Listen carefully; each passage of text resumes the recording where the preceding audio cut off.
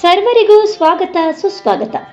ವರಹರೂಪಂ ವಾಹಿನಿಯ ವೀಕ್ಷಕರಿಗೆಲ್ಲ ನಮಸ್ಕಾರಗಳು.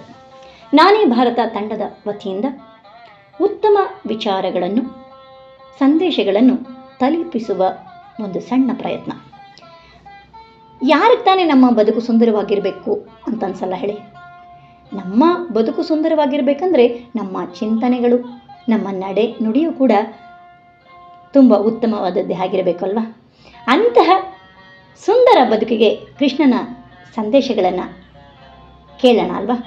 ನಾವು ಕೂಡ ಜೀವನಕ್ಕೆ ಅಳವಡಿಸ್ಕೊಂಡ್ರೆ ಮಾತ್ರ ನಾವು ಸುಂದರ ಬದುಕನ್ನು ಕಟ್ಟಿಕೊಳ್ಳಬಹುದು. ಬರುವುದೆಲ್ಲವೂ ಒಳ್ಳೆಯದಕ್ಕೆ ಎಂದು ಸ್ವೀಕರಿಸು, ಫಲ ಸಿಕ್ಕೇ ಸಿಗುತ್ತದೆ. ಬೇರೆಯವರ ತಪ್ಪು ಕಲ್ಪನೆ ಮತ್ತು ಮಾತುಗಳಿಗೆ ಕಿವಿ ಕೊಟ್ಟರೆ ನಿನ್ನ ಜೀವನ ಸರ್ವನಾಶವಾಗುತ್ತದೆ.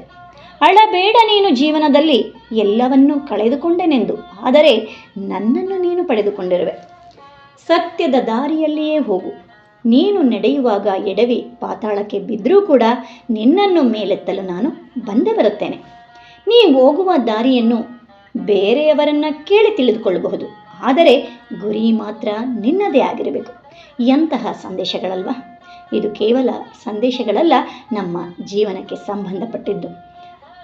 ಇಂತಹ ಸಂದೇಶಗಳನ್ನು ನಮ್ಮ ಜೀವನದಲ್ಲೂ ಅಳವಡಿಸಿಕೊಂಡು ನಾವು ಕೂಡ ಉತ್ತಮ ಬದುಕನ್ನು ಕಟ್ಟಿಕೊಳ್ಳೋಣ ಅಂತ ಹೇಳ್ತಾ ಸರ್ವರಿಗೂ ಧನ್ಯವಾದಗಳನ್ನು ತಲುಪಿಸುತ್ತಿದ್ದೇನೆ. ಧನ್ಯವಾದಗಳು. ಶುಭವಾಗಲಿ ಸರ್ವರಿಗೂ.